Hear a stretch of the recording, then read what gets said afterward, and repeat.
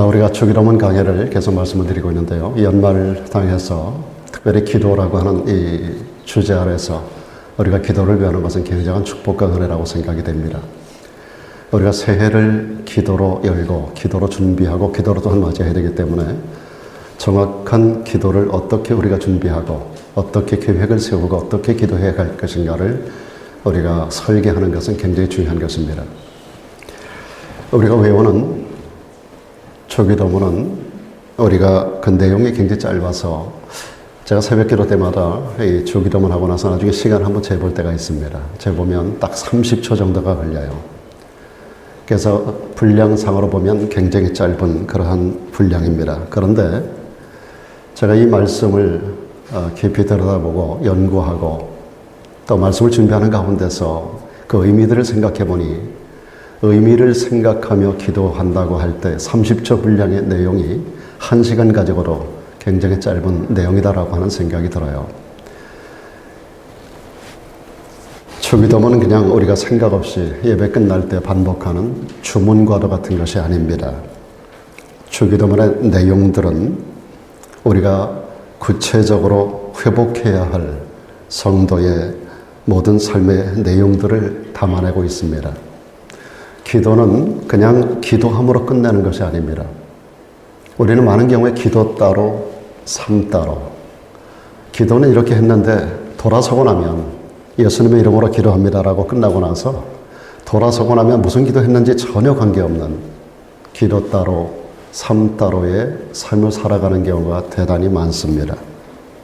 그런데 여러분, 기도라고 하는 것은 삶으로 이어지지 않으면 원천적으로 기도 자체가 무효화된다는 사실을 우리는 기억해야 합니다. 기도를 했으면 기도 내용 하나하나대로 우리의 삶을 갖고 나가야만 되는 겁니다. 기도는 무책임하게 하나님 앞에 던져놓고 삶을 아무렇게나 살아서는 안 된다라고 하는 것이죠. 그러니까 하나님은 우리가 기도했을 때 하나님이 하시는 생각은 아마 이걸 겁니다. 그래, 내가 접수했고 두고 볼게. 우리가 기도했다고 해서 바로 그 즉시에서 응답 주시는 경우가 저는 극히 드물다고 생각이 들어요. 기도하고 나서 하나님께서 액션을 취하시기까지는 하나님께서 두고 보는 기도한 대로 살아가는가를 들여다보시는 그런 하나님의 그 어떤 패턴이 따르지 않는가라는 생각을 하게 됩니다. 그래서 여러분, 기도 한마디 한마디를 아무렇게나 내뱉듯이 아무 생각 없이 하는 그런 기도가 되지 말고 단 하나의 기도문 가운데서도 의미를 가지고 마음의 작심과 결단을 통해서 그리 살리라고 하는 그런 마음의 작전 가운데 하나하나를 분석해 가면서 우리가 기도하는 그런 기도 습관이 굉장히 필요하다라고 하는 것입니다. 그래서 예수님은 이 기도를 통해서 그리스도인으로서의 온전한 삶을 우리에게 가르쳐 주기를 원하셨던 겁니다. 이 기도문은 앞서서 여러분에게 계속 강조합니다만 크게 세 가지 내용으로 구분될 수가 있습니다. 첫째는 하나님의 영광을 위한 기도. 둘째는 하나님의 영광만을 위한 기도가 아니라 나 자신을 위해서도 기도해야 된다라고 하는 자신을 위한 기도. 그리고 하나님을 찬양하는 내용으로 마지막 부분이 기록되어 있는 걸 볼 수가 있습니다. 지난 5시간에 걸쳐서 여러분들에게 하나님의 영광을 위한 기도는 어떤 내용을 담고 있는지, 그 단어 하나하나가 가지고 있는 그 미닝이 뭔지, 이런 부분들을 면밀하게 분석하면서 여러분에게 5시간 동안에 말씀을 드렸습니다. 그래서 오늘부터 말씀드리려고 하는 것은 나 자신을 위한 기도는 어떻게 해야 되는지, 우리 주님께서 하나님의 영광이라고 하는 가장 중요한 목표 가운데 우리의 삶을 그냥 거기 카테고리 안에 가둬두지 않습니다. 우리의 삶이라고 하는 것은 하나님의 영광을 위하여 존재하지만은 그러나 하나님의 영광과 더불어 하나님께서 우리들에게 이 땅에 두시는 분명한 이유가 있을 것입니다. 우리가 예수를 믿는 순간에 즉각적으로 세상을 떠나 천국으로 가는 게 아니라 예수를 믿는 어떤 때로부터 천국에 이르는 그날까지 남겨진 생활 속에서 어떤 삶을 살아가야 하는지, 이런 부분들을 주님께서 친히 가르쳐 주시기 위해서 몸소 제자들과 3년 4개월의 시간을 함께 나누었던 겁니다. 이런 때는 이렇게 하는 거야. 배고플 때는 이렇게 하고, 기쁠 때는 이렇게 하고, 슬플 때는 이렇게 하고, 세상에 어떤 살아가는 이가 떠났을 때는 어떤 태도를 취하며, 우리가 삶을 살아가는 모든 전반에 걸친 3년 4개월 동안에 우리 인생의 한 사이클 가운데 돌아가는 듯한 이 모든 삶의 굴레 전체를 제자들과 함께 동행하시면서 이럴 때는 이렇게 하는 거야. 그래서 우리가 그런 소리 하잖아요.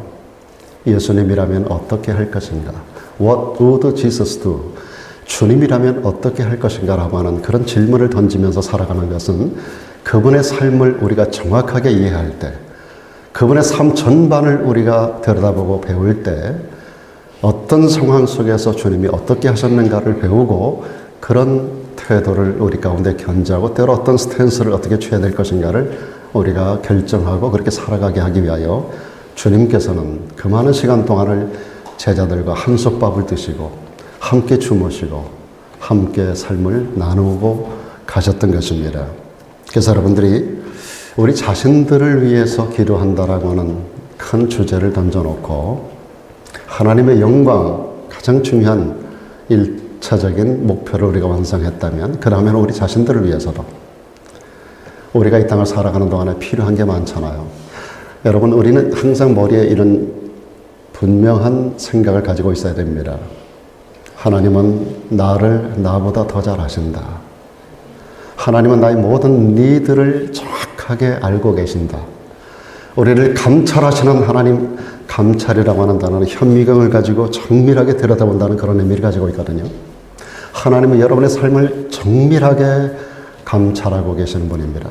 머리카락 하나까지도 다 세신바되었다 그러잖아요. 우리 안고 일어섬을 아신다고 그러잖아요. 주무시지도 않고 졸지도 않으시며 우리를 면밀하게 우리 하나님께서 감찰하신다고 말씀하고 있잖아요. 그분의 눈은 불꽃 같은 눈동자라고 성경은 기록하고 있잖아요. 내가 다 안다라고 말씀하시는 그 예수 그리스도, 그분 앞에 그럼에도 불구하고 우리들에게 너의 필요를 이렇게 구하는 자가 되면 좋겠어. 그래서 기도문을 통해서 우리들에게 너 자신을 위해서는 이렇게 기도하는 거야 하는 것을 말씀해 주시는데요. 여기 보면 오늘 문장 가운데 오늘날 우리에게 일용할 양식을 주옵시고라고 하는 11절의 첫 센텐스를 우리들에게 던지고 있습니다. 이 말씀을 원어로 분석을 하다 보니까 이 문장 구조가 반대인 것을 알 수가 있습니다. 그래서 이 문장 구조는 이렇게 되어 있습니다. 끝에 양식을 주옵시고가 제일 앞에 나와요. 그 다음에 일용할이 그 다음에 따르고 그 다음에 우리에게가 그 다음 나오고 오늘날이 제일 뒤쪽으로 나오는 것을 볼 수가 있었습니다. 그래서 이제 문장 구조에 따라서 순서대로 여러분에게 전 말씀을 드리려고 합니다.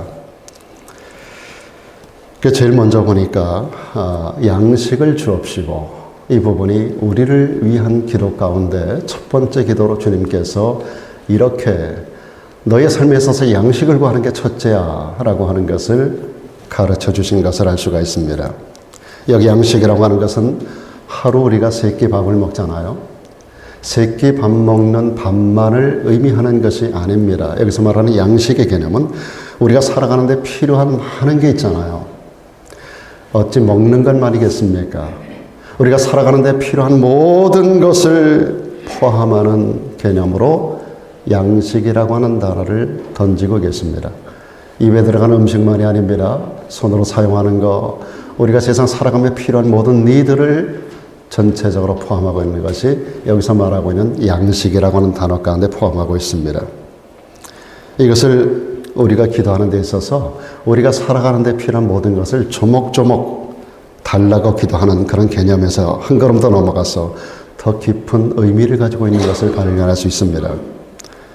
이것은 어떤 의미를 가지고 있는가 하면 우리 모든 것이 하나님께로부터 주어졌다라고 하는, 나의 생명뿐 아닙니다. 내게 허락된 내 남편, 내 아내, 우리의 자녀들, 우리 모든 소유하는 모든 것, 이 모든 것이 하나님께로부터 주어졌다라고 하는 것을 인정하는 기도를 하라는 의미입니다. 여러분의 모든 소유가 하나님께로부터 온 것을 인정하십니까? 여러분이 소유하고 있는 모든 것, 내가 땀 흘려 수고하고 애써서 노력해서 얻은 것들이지만은 이 모든 것은 하나님께로부터 온 것이다라고 하는 것을 인정할 줄 알아야 돼요. 참된 신앙인이라고 할 때. 여러분은 식사 기도를 하는데 그 밥이 정말 하나님께로부터 왔습니다라고 하는 것을 인정하고 드시나요? 아니면 여러분이 땀 흘려서 수고하여 노력해서 얻은 것을 가지고 오늘 내가 밥을 지어서 내가 먹는다라고 생각하십니까? 여러분, 밥 한 공기가 식탁에 올라오기까지는 굉장히 많은 과정이 필요합니다. 하나님께서 제일 먼저 비를 내려주셔야 됩니다. 때를 따라 이슬도 내려주시고, 그래서 우로가 필요해요. 때를 따라 태양도 적당하게 일조량을 공급해 주셔야 됩니다. 태양뿐이 아닙니다. 바람도 필요 가운데 좀 흔들어줘야 돼요. 여러분, 이 모든 밭의 곡식들이 자랄 때 바람이 좀 있어야 됩니다. 바람이 흔들어줘야 돼요.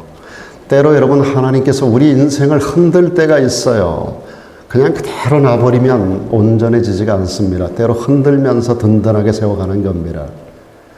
우리 삶이 많이 흔들려요. 하나님께서 모든 곡식들을 흔들어요. 바람을 보내는 것은 의미가 있어요. 태양도 비춰주시고 바람을 보내서 흔들기도 하고, 하나님께서 하시는 일뿐만 아니라 농부들은 땀을 흘립니다.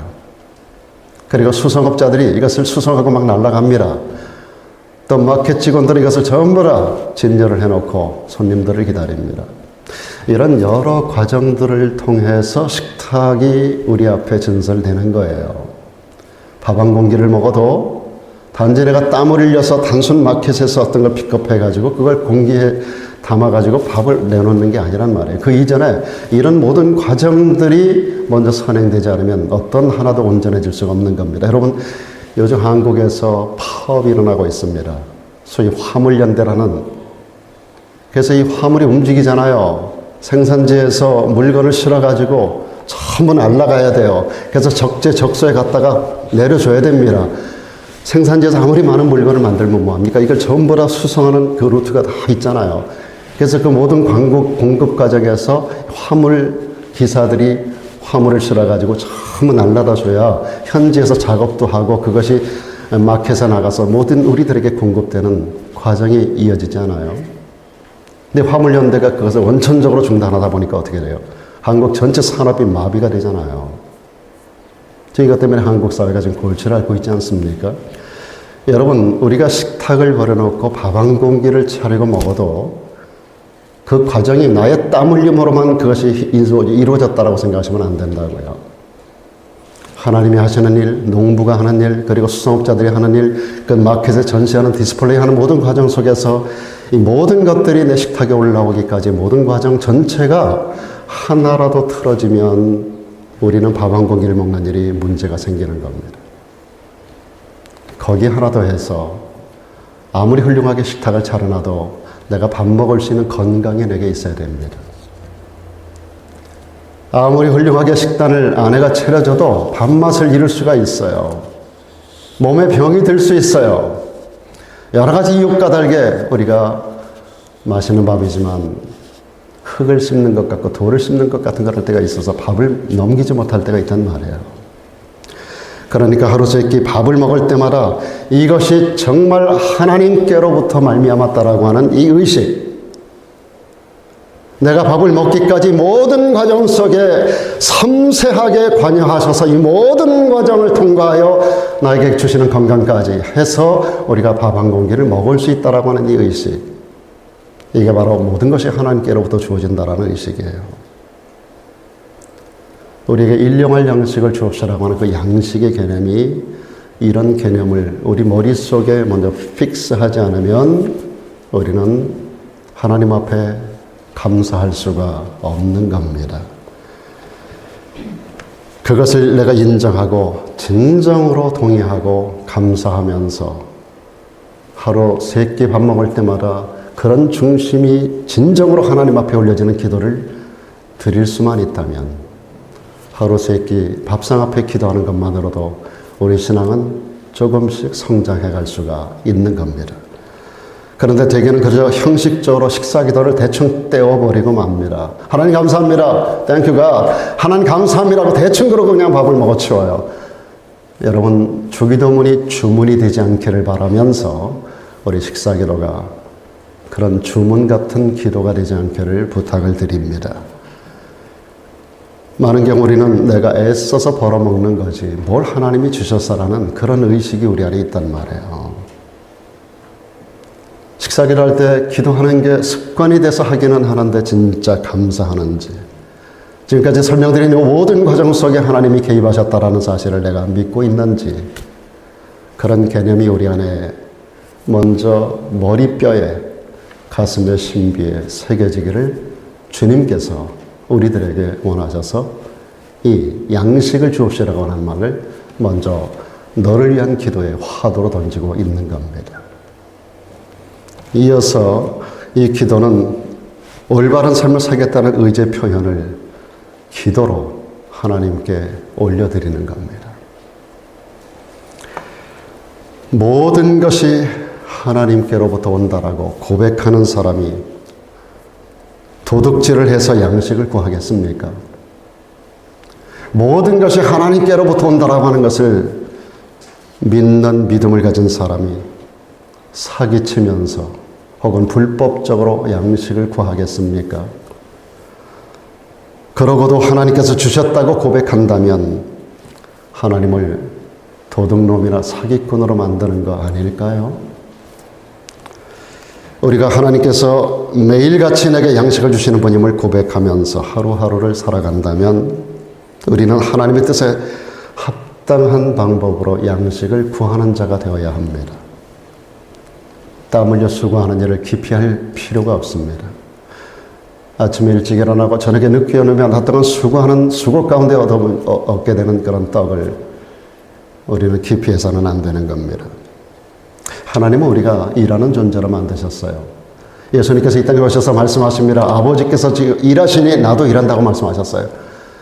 주님께서 말씀하시는 성부 하나님은 일하시는 하나님이에요. 그리고 당신도 이 땅에 오셔서 당신의 정체를 말씀하시는 가운데서 나는 일하는 그리스도라고 말씀하십니다.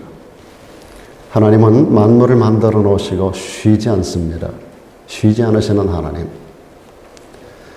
여러분, 모든 만상을 만들어 놓으시고 하나님은 이 모든 것의 에너지원을 공급하실 뿐만 아니라 이 모든 것들이 하나님의 계획한 대로 계속해서 움직이도록 하나님께서 배후에 역사하고 계세요.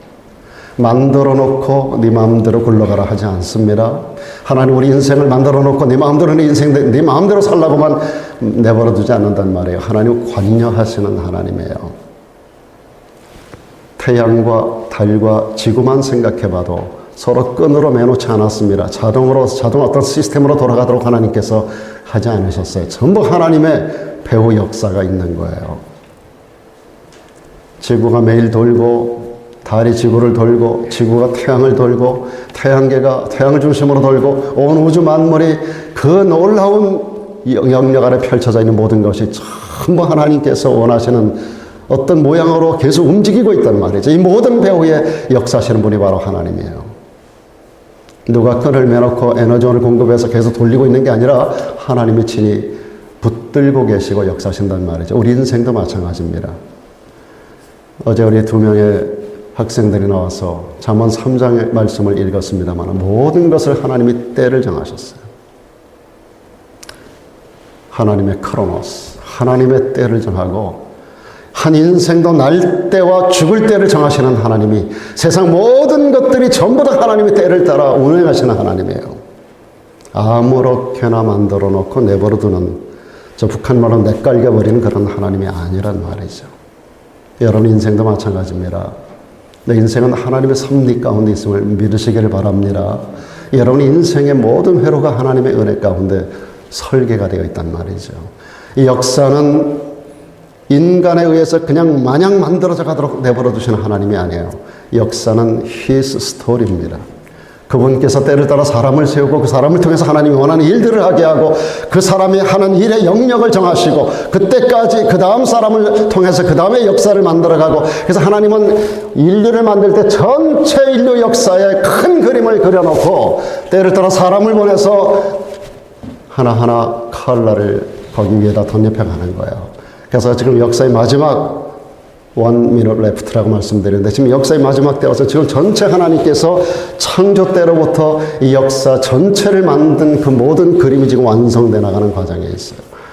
성경을 비추어서 세상을 보면 그 그림이 보입니다. 여러분이 안경을 통해서 보면 세상이 그 안경의 어떤 컬러라든지 도수에 따라서 세상에 보여지는 것처럼 여러분 성경을 통해서 성경이라는 안경을 쓰고 세상을 바라보면 하나님께서 이 세상을 만들어 놓으신 그 하나님의 계획하신 바 전체가 그냥 말씀 안에 다 들어와 있어요.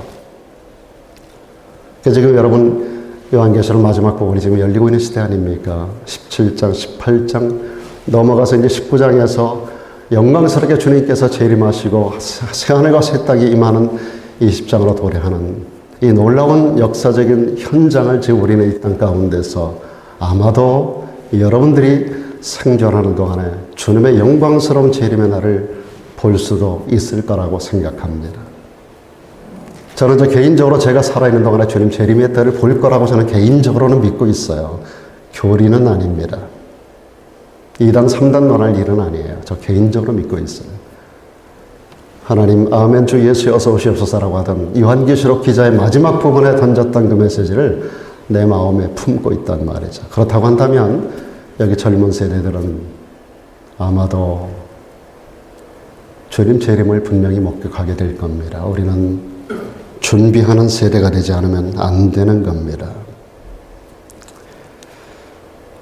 사랑하는 여러분, 우리가 이 땅을 살아가면서 매일같이 하나님께서 내게 양식을 공급하는 분이라고 하는 것을 고백하면서 하루하루를 살아간다면 우리는 우리의 삶이 하루하루 하나님의 뜻에 합당한 방법으로 양식을 구하는 삶을 살아갈 수 있어야 되는 겁니다. 변칙이 아닌, 불법이 아닌 정도를 걷고 여러분 불의의 싹스로 얻어지는 음식이 여러분 입에 절대로 달지 않습니다. 정직한 노력의 대가로 얻어지는 작은 소득이 여러분 인생을 아름답게 가꾸는 겁니다. 법대로 살아야 합니다. 뿐만 아니라 양식을 달라는 이 기도는 올바른 삶을 통해서 얻은 것을 바르게 쓰겠다라고 하는 그런 기도를 하나님께 올리는 겁니다. 우리가 올바로 버는 것도 중요하지만 그것을 바르게 사용하는 것은 더 중요한 거 여러분 아시나요? 우리말에 모처럼 벌어서 모처럼 쓴다, 개처럼 벌어서 선비처럼 쓴다, 이런 식의 얘기들이 있습니다만은 우리가 올바른 방법으로 하나님의 방법대로 하나님이 원하는 그런 우리 삶의 궤도 안에서 우리 인생을 만들어가고 우리가 무엇인가를 소유했으면 그것을 가지고 올바로 사용하는 것은 더 중요하다는 거예요, 여러분. 버는 것도 중요하지만 사용하는 것, 그게 더 중요한 거예요. 우리가 어떤 일에 우리의 손을 펴며 어떤 일에 우리의 소유를 우리가 사용할 수 있는지를 보면 그 사람을 알 수가 있는 거예요. 우리가 물질관에 대한 올바른 가치관을 갖고 있지 않으면 올바른 지출을 하기가 어렵습니다. 가령 우리가 돈을 모은다라고 할 때 내가 이 돈을 왜 모으는가? 그 질문에 대답할 수 있어야 됩니다. 벌기만 하면 되나요? 많이 벌면 되나요? 땀 흘려 속에서 많이만 벌면 되나? 이게 아니라 내가 돈 버는 목적이 뭔가? 우리가 오래 살기 원하면 내가 왜 오래 살아야 되는가? 내가 무엇을 하기 원하고 내가 어떤 일을 할 때 내가 그 일을 왜 하는가? 이게 우리들에게 먼저 있어야 된다는 거예요. 하나님은 일보다 사람이 중요하다고 말씀하잖아요. 우리는 doing에 관심을 갖습니다. 그러나 하나님은 being에 관심을 가지고 있다고요. 얼마나 하고 얼마나 벌고 얼마나 많은 걸 축적하고 얼마나 큰 일을 하고 하는데 우리의 관심은 집중되어 있단 말이에요. 얼마나 많이 올라가고 얼마나 많이 누리고 얼마나 많은 것을 가지고. 근데 하나님은 그 사람 자체를 본단 말이에요. 올라가기 원하는 사람, 많이 벌기 원하는 사람, 많이 갖기 원하는 그 사람이 중요하다라고 하는 겁니다. 사람. 돈이 모이면 조금 더 모으고 싶고 조금 더 많이 갖고 싶고 부동산에도 투자해서 더 많은 이윤을 남기고 싶고 그러다가 보면 나도 모르게 어느 날 돈의 노예가 돼버리고 맙니다. 소위 만몬신에 내가 노예가 돼버리고 마는 거예요. 다른 건 보이지 않습니다. 오직 수단과 방법만이 내 인생을 끌어가는 거예요. 그래서 우리가 주님께서 양식을 주신다고 하는 것을 믿는다면 바르게 구하고 바르게 버는 것뿐만 아니라 바르게 사용할 줄도 알아야 하는 겁니다. 여러분 1888년에 인류 역사를 바꾸는 사건이 일어납니다. 너무나도 유명한 다이너마이트가 만들어진 해가 1888년입니다. 이것을 만든 사람은 국가적인 영웅이 되고 전 세계적인 명사가 되었습니다. 다이너마이트를 만들어 놓고 얼마나 많은 돈을 벌었는지 몰라요. 수많은 사람들의 박수와 갈채가 있었습니다. 전 세계적인 스타로 부상이 됐어요. 근데 어느 날 아침, 주일 아침입니다. 이 사람이 하나님을 모르는 사람이에요. 아침에 평소처럼 습관처럼 집에 들어온 신문을 펼쳐봅니다. 조간신문을 펼쳐보는데 깜짝 놀랐어요. 어떤 페이지의 전면에 헤드라인 기사로 자기가 죽었다는 기사가 나온 거예요. 자기 이름이 나왔어요. 지난밤에 죽었다는 기사예요. 깜짝 놀라가지고 이름을 잘 보니까 자기 이름에 분명히 신문사로 전화를 했습니다. 알아보니까 자기가 아니라 자기의 친동생이 지난밤에 죽은 거예요. 근데 기자들이 이걸 착각하고 이 사람이 죽은 것으로 신문기사를 만들어 올렸던 것입니다. 작은 실수로 실려진 기사였지만 그 기사를 보면서 이 사람이 큰 충격을 받아요. 그리고 나서 그는 그 기사 앞에서 자기의 인생을 돌아보게 됩니다. 우리는 어떤 사람의 죽음을 바라볼 때 여러분 성경은 이렇게 말합니다. 지혜로운 자는 연락하는 잔칫집에 마음이 가 있지 않고 초상집에 마음이 가 있다 그랬어요. 세상에 미련한 사람은 늘 생각이 잔칫집에 가 있다. 먹을 거, 얼마나 차렸을까, 얼마짜리일까, 잔칫집에 가 있는데 지혜로운 사람은 초상집에 마음이 가 있다는 거예요. 그 이유를 솔로몬이라는 지혜자가 나의 모든 사람의 결국이 그렇게 될 것이기 때문이에요. 지금 관에 누워있는 사람은 그 사람 개인의 운명이 아닙니다. 그 사람의 그 자리에 내가 스위치될 날이 있다는 거 성경은 우리들에게 알고 살라는 거예요. 그래서 지혜로운 자는 항상 생각이 초상집에 가 있는 거예요. 언젠가 내가 저 자리에 들어갈 거다. 그러면서 남은 날을 귀수한다 그랬어요. 몇 년 후면 내가 저 자리에 들어가 있을까. 그래서 한국 가면 어떤 기관이나 단체에서는 죽음을 체험하는, 관을 체험하는 그런 행사들을 열어요. 그래서 빈 관을 쫙 놓고 지원자를 찾아요. 사람들 옆에서 쭉 대기해서 앉습니다. 그리고 관에 들어가서 눕게 합니다. 손목을 묶어요. 혼자 나올 수 없게 만들어요. 그리고 뚜껑을 덮어요. 체험하는 거예요. 그리고 때로는 10분, 때로는 1시간 동안 아무 소리 들리지 않도록 밖에 불도 전부 다 꺼버리고 뚜껑을 덮은 상태에서 꼼짝 못하게 움직이지 못하게 그렇게 묶어놓고 관을 체험하게 하는 거예요. 좀 있으면 이 안에서 흐느끼는 소리, 여기저기서 막 울음이 터져 나옵니다. 나중에 뚜껑을 열어주면 전체 모든 사람들이 새로운 사람으로 변화돼서 그 관에서 일어나는 거예요. 그 짧은 시간 동안에 그 캄캄한 관 속에서 꼼짝 못하게 묶은 상태로 그 죽음을 체험하는 그 현장 가운데서 인생을 돌아보는 거예요. 단순 추억이 아닙니다. 얼마나 남았을까? 내가 이 자리에 들어올 날이 얼마나 남았을까? 오늘 나의 하루에 주어지는 삶이 얼마나 소중한가? 그런 것들을 경험하게 하는 거예요. 사랑 여러분, 우리가 세상을 살면서 이 다이너마이트를 만든 사람 같은 그런 어떤 충격이 우리들에게 오는 날이 있어요.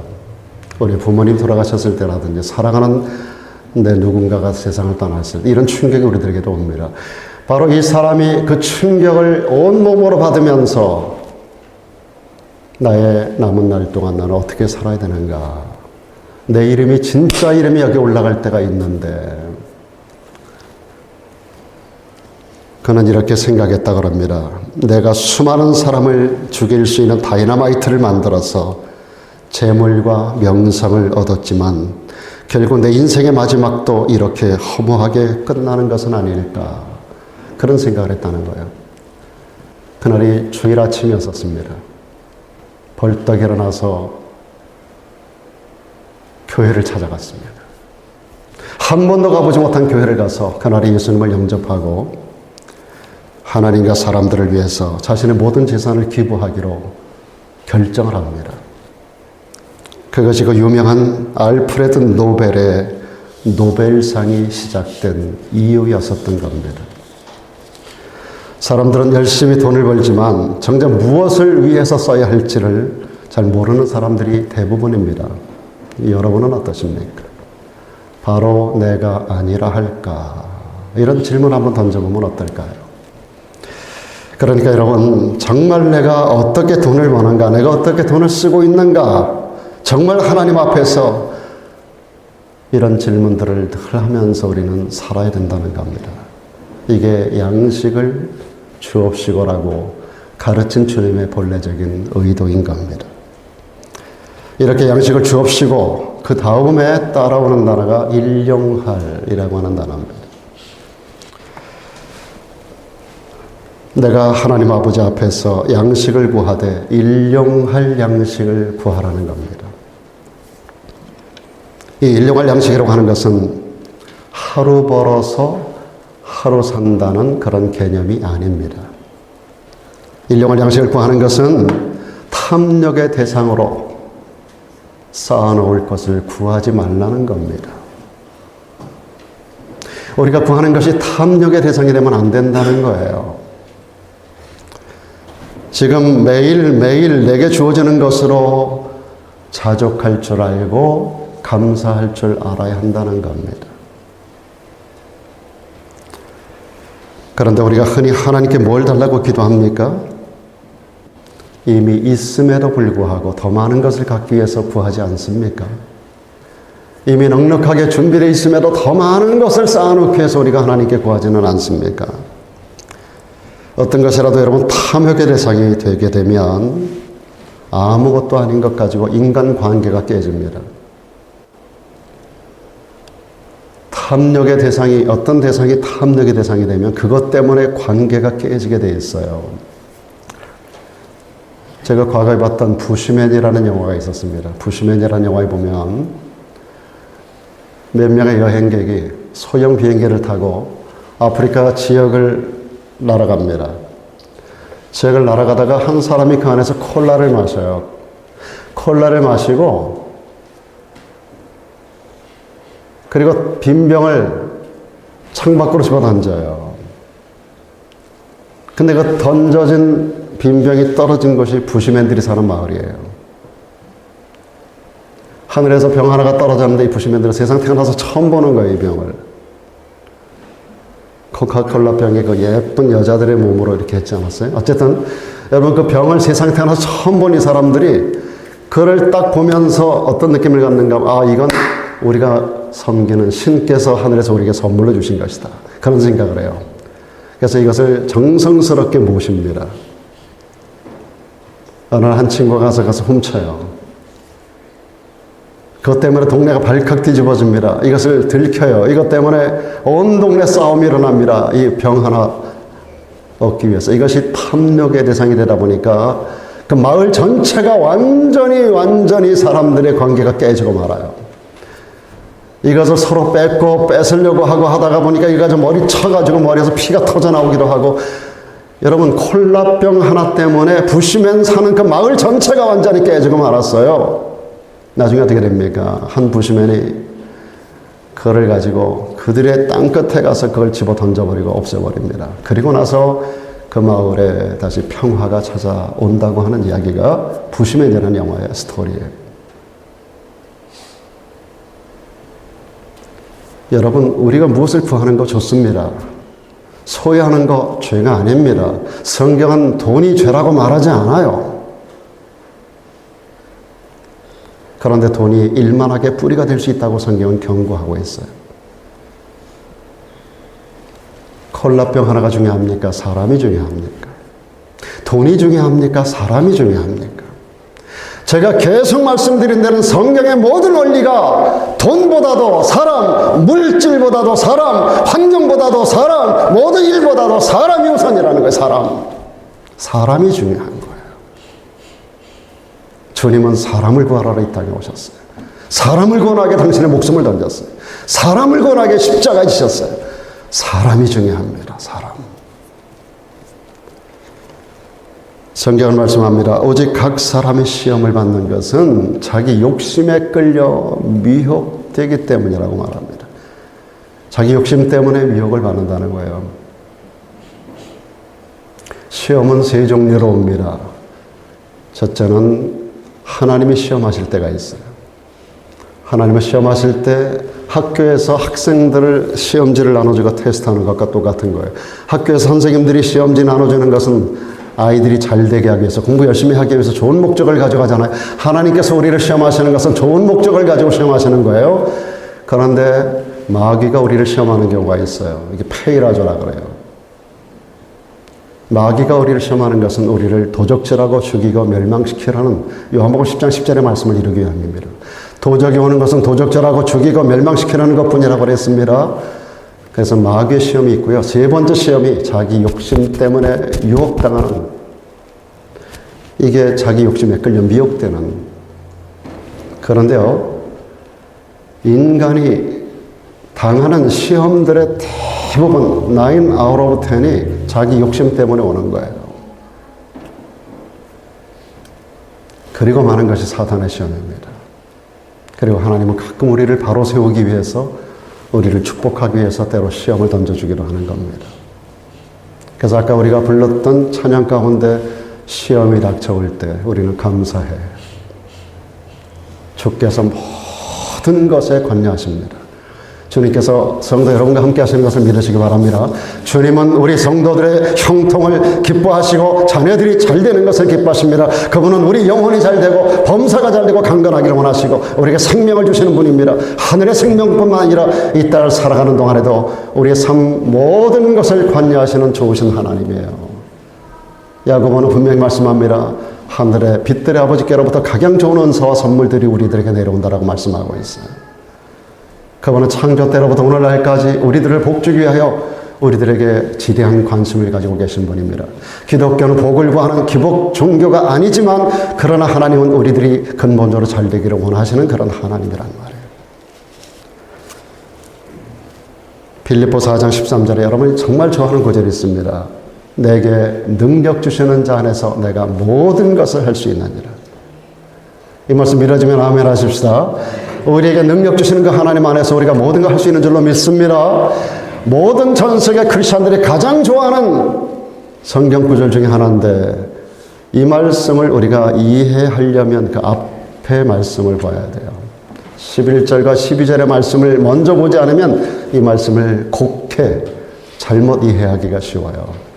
바로 앞에 말씀이 이렇게 전개됩니다. 내가 궁핍함으로 말하는 게 아니라 어떤 형편에든지 내가 자족하기를 배웠노니, 내가 비천에 처할 줄도 알고 풍부에 처할 줄도 알아 모든 일에 배부르며 배고픔과 풍부와 궁핍에도 일체의 비결을 배웠노라.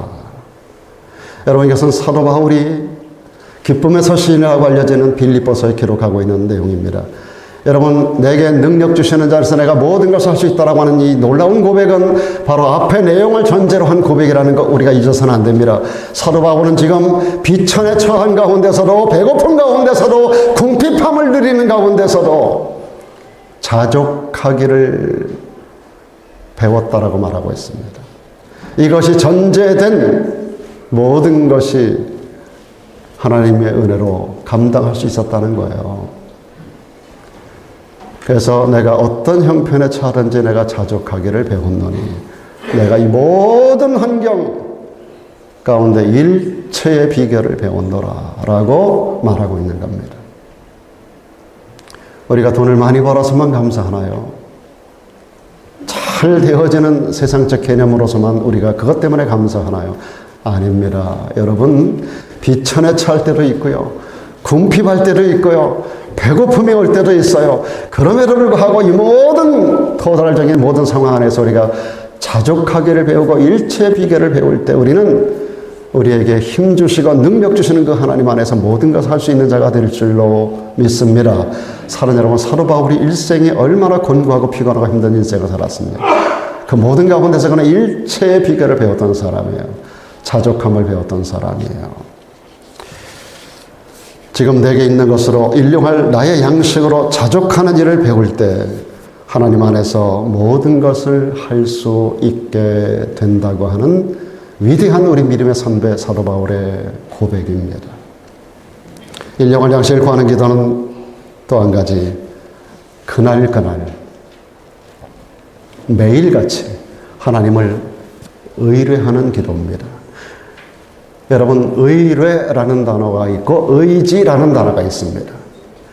의지한다는 것은 불가능을 전제로 하는 맡김이고, 의뢰한다는 것은 불가능이 없는 전능한 하나님에게 온전히 맡기는 것을 의뢰한다고 그래요. 여러분, 하나님께 의지하지 마시고 하나님을 의뢰하기를 축원합니다. 한 여자가 한 남편을 의뢰하는 게 아닙니다. 내 남편이 전능한 분이 아니에요. 남편을 의뢰하는 게 아니라 남편은 의지의 대상이에요. 자식이 부모의 프렌스가 되어주지만 자식이 부모를 책임져 주지는 않습니다.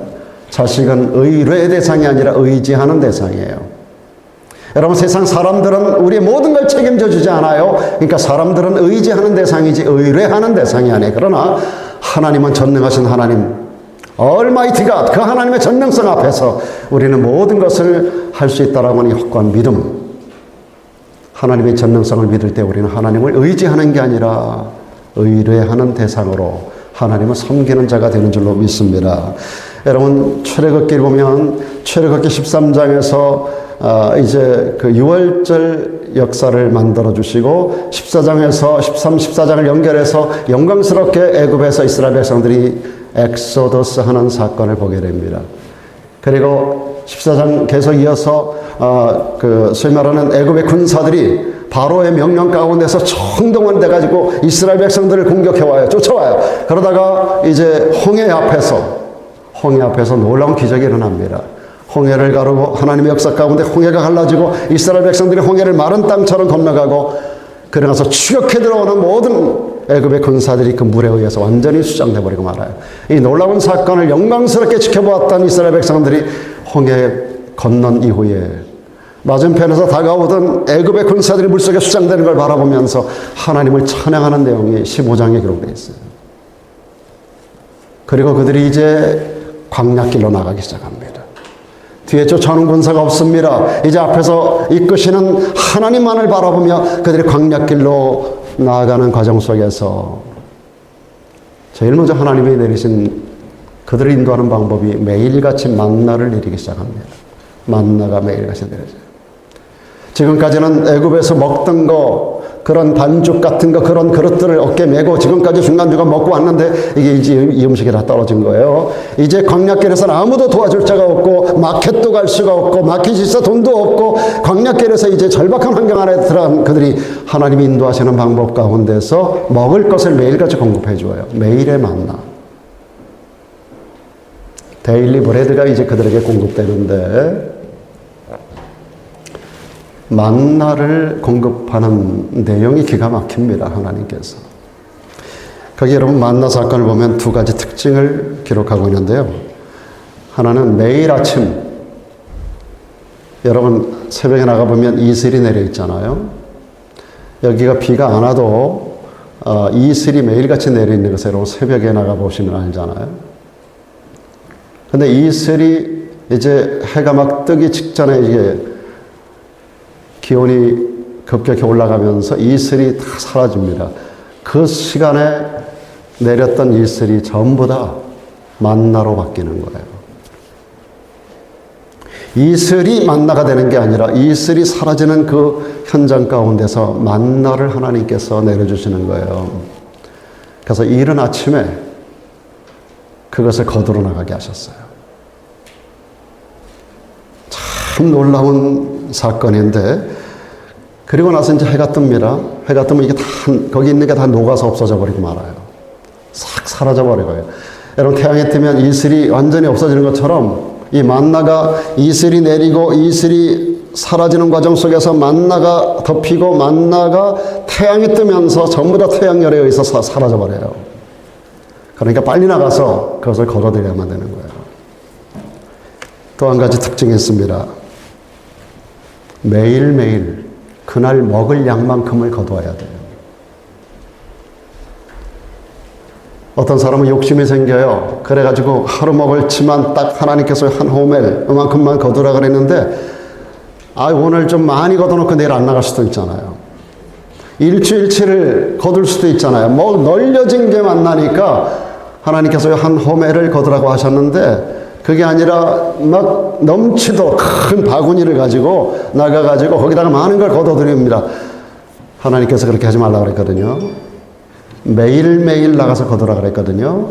그런데 매일 나가기가 싫은 거예요. 그리고 어떤 사람은 막 욕심이 많아가지고 막 그래가지고 막 거둡니다.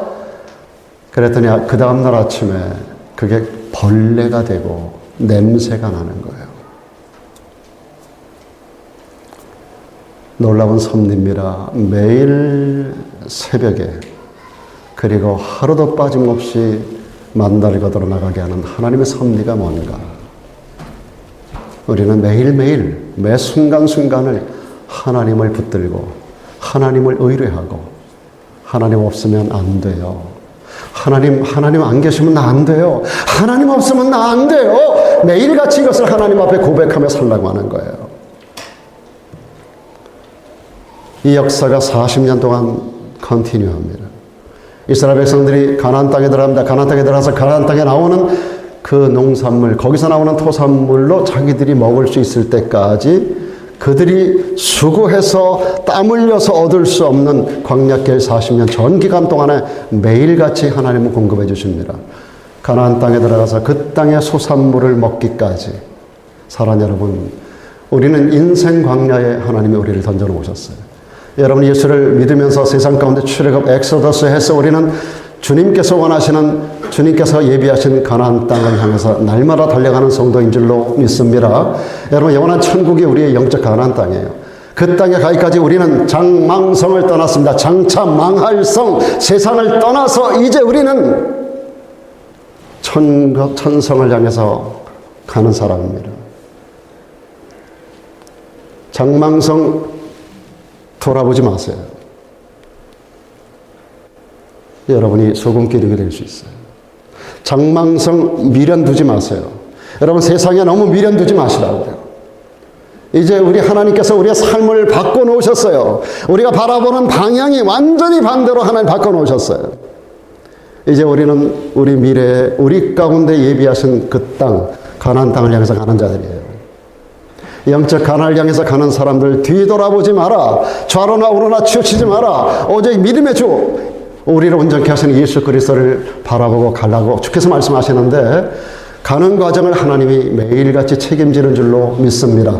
여러분, 광야길에 이스라엘 백성들을 그냥 내팽개쳐버리고 거기서 너희들이 알아서 거기서 뭐 해먹든지 뭐 짐승을 잡아먹든지 뱀을 잡아먹든지 그렇게 하면서 40년 동안 가라고 하나님 그러지 않으셨어요.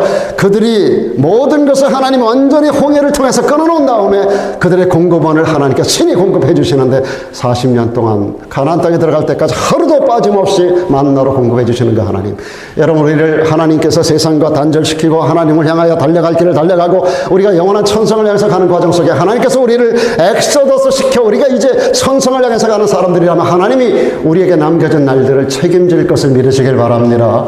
중요한 것은 매일매일 우리 하나님을 의뢰해야 돼요. 이것이 조건입니다. 만나를 내리는 조건, 매일같이 그들이 하나님을 의뢰하라는 거예요.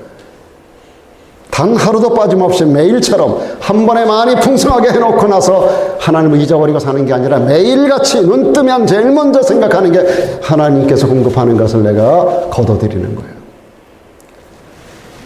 여러분, 매일에 공급하시는 하나님의 은혜를 족한 줄로 알고, 그러나 하나님은 중단 없이 부족함이 없이 우리에게 공급해 주심을 믿고, 어느 한날에 우리 인생 경영 가운데 하루에 호흡을 허락하신 하나님 앞에 눈을 뜨며 감사하고, 한날의 모든 경영 가운데 함께 하실 우리 하나님 앞에 감사함으로 매일 아침 하나님을 향하여 무릎을 꿇을 수 있는 하나님의 사람들이 되어지기를 원하셔서 주님께서